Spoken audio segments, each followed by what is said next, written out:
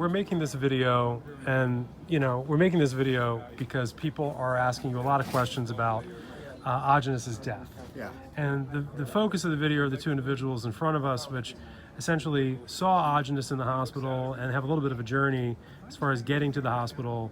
Lucky, who we romantically refer to him as Lucky, Larry Otting, and Wasma, the masseuse of the decade, who's also Thai, owns the property with Aajonus in Thailand, and we're asked by me and potentially other people, maybe other people mentioned it to you, about going to, I'm Paul Kroon, by the way, and mentioning to go to see, is this happening? Because, there's a lot of, he's a mythical figure in that he had a lot of conversation about people trying to hurt him and things happening and accidents happening and things like this.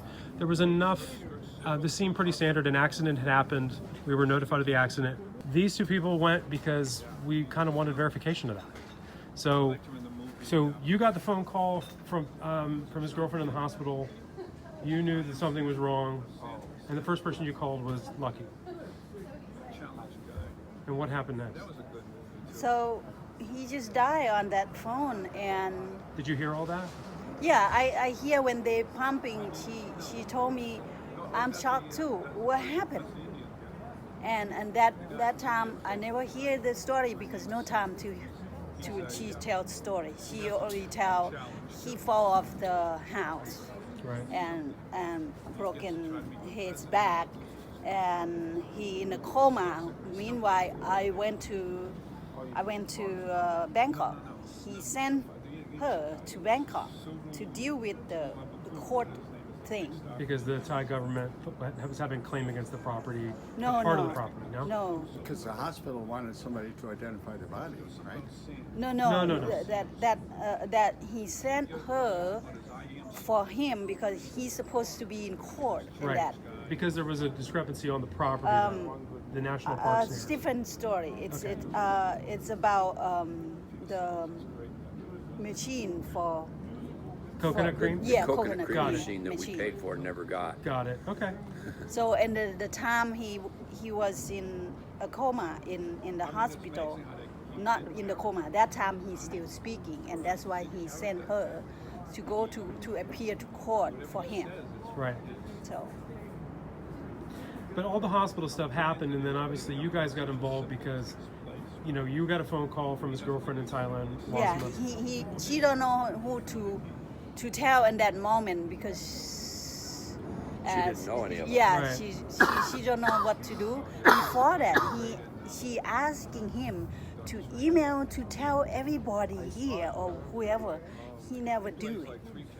She even opened his computer and email, and he never do it. The one she know, she said he emailed someone in Japan.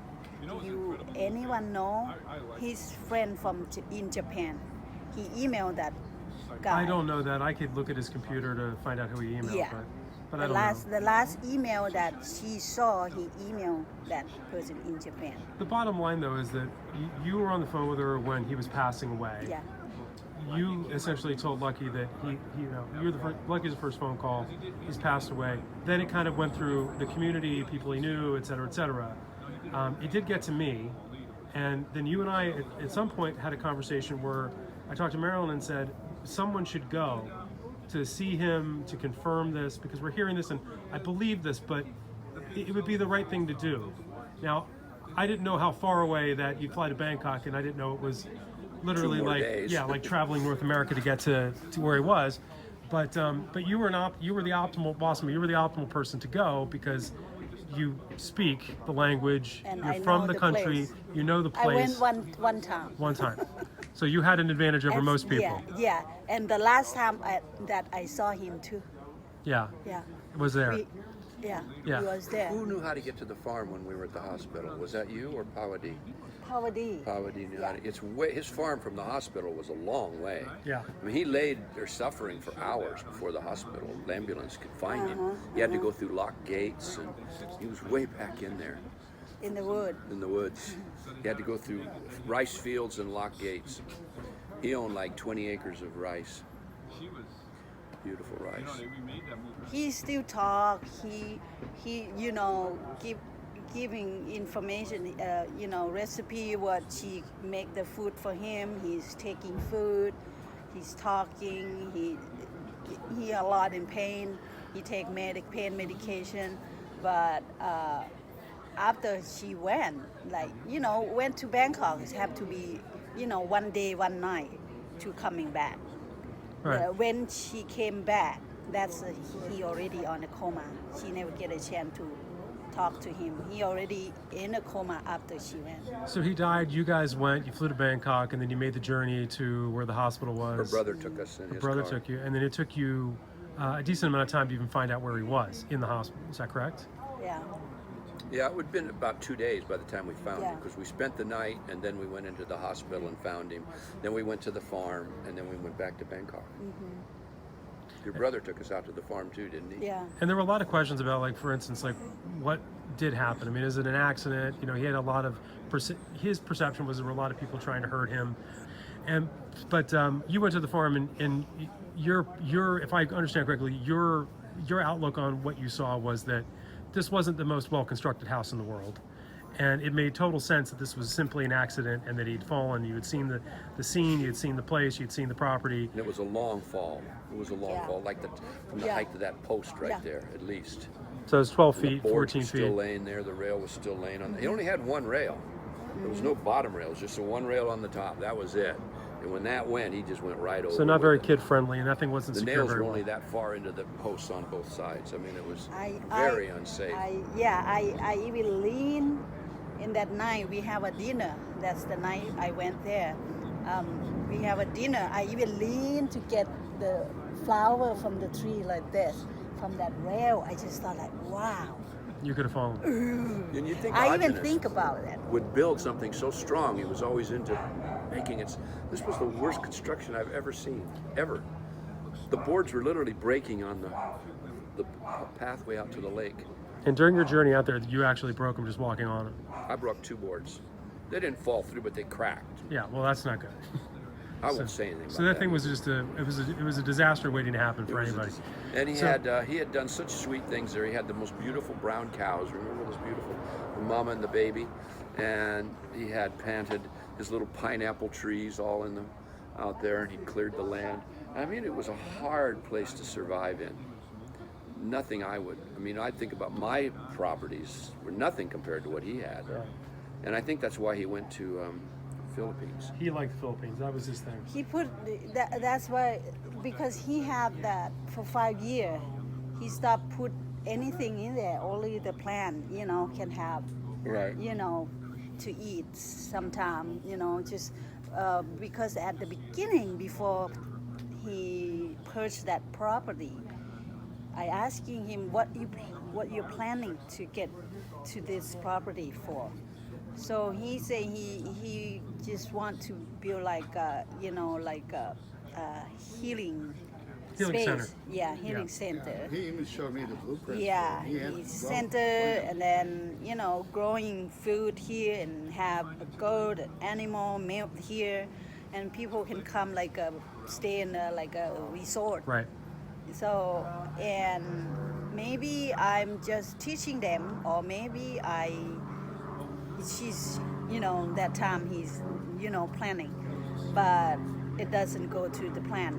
He just stop everything. It's just only the house for he stay over for when he in Thailand, So obviously, like this conversation's more about him passing away. So obviously, you went to the farm. You realized, okay, this is more likely than anything else in the world an accident. This is not a safe place. No one would have ever been able to get in there and hurt him. Yeah. No. It Would was have never found him. it was that hard to do. No, Literally, yeah. unless you had been there, you probably had no shot. Never at it. find it. And there's gates. Remember, we had to have locks on those gates, Yeah. so you couldn't just drive in there. You could have walked, but it was a long walk. I even couldn't remember to get there, to Yeah. get to the farm from the village. I Right. even get lost when I would drive past the village to Yeah, a go little to the village farm. that right by there, and then you'd go out to his farm. Probably maybe 700-800 people live there. I don't know. Yeah. Small village. So you realize that obviously you get there, you think, okay, this isn't safe. This makes total sense. It's an accident. You've seen his body in Bangkok. Talk to the surgeon. Talked to the surgeon, seen the X-rays, seen the medical file, the whole 9 yards. We spoke while you were out there, and you confirmed that it's Aajonus. I'm looking right at him. I mean, I've known the guy a billion years. This isn't confusing to me. It's not a guy in a mask. It's not someone they're just saying, yay. It's not a fingerprint. The guy didn't blow up. He wasn't on fire. That's Aajonus. It's sad. We're all kind of mourning as that goes on. Certainly myself included. You come back to the United States, and that's it. And we know that after the fact, we know that he was cremated. You paid to do that as well as his girlfriend did. We know that his body, we know the ashes are left in Thailand. We know they're on the property that he, I guess, still has, kind of. Not sure how to figure that out. Yeah.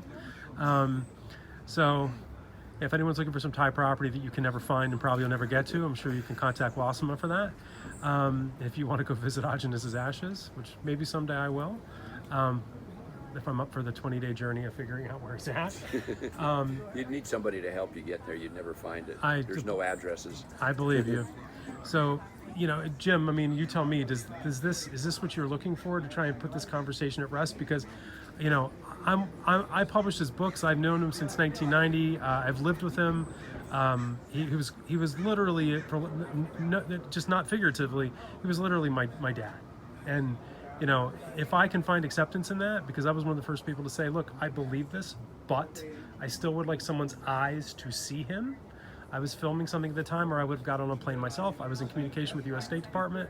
I was in communication with U.S. military, trying to help with the U.S. State Department and his local Congress people to try and make sure of all this stuff. It was verified by multiple sources, including people that were his patients, his members, and his friends. I don't know what else you want. I mean, what else are you looking for? People called me when he died. People emailed me when he died saying what really happened, and this is what really That's happened. what really happened. So I wish it didn't happen. I wish we didn't have to have a conversation. I wish he could pop into the frame right now. But no, he's not in Wisconsin or Arizona. Aajonus couldn't keep silent if you paid him $1 million and gave it to him every week. He would be loud, and he would be somewhere in the U.S. Capitol right now screaming, yelling, and wanting everyone to throw him out. So it just makes zero sense that he just had enough of all of us and thought he'd hide someplace. It just makes no sense at all.